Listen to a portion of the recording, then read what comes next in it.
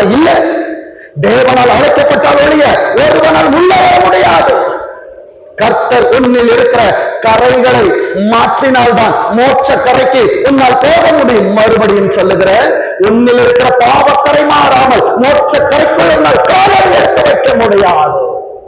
இன்றைக்கு கர்த்தர் உன்னை உள்ளே கொண்டு வந்தார் என்றால் மாம்ச கரைகளை மாற்றி மோட்ச கரைக்கு உன்னை பாத்திரமானாய் மாற்றும்படியாய் கர்த்தர் கொண்டு வர. 38வது வசனத்தை வாசிங்க. நான் உனக்கு கட்டளை இட்டதை எல்லாம், இத மறந்துடுறோம். என் அன்பு தெய்வ பிள்ளையே, ஏதேன் தோட்டத்துல எல்லாவற்றையும் படைச்சு ஒன்ன சாப்பிடாதன்னு சொன்னாரு. ஆனா எல்லாவற்றையும் மனிதன் அனுபவிக்கவில்லை. அந்த ஒன்றில் ஆசை கொண்டான். இன்றைக்கு நாமும் அப்படிதான் அநேக காரியங்களை பிரியமானவை செய்தால் ஒன்றில் தவறுகிறோம், சிலவற்றில் தவறுகிறோம். என்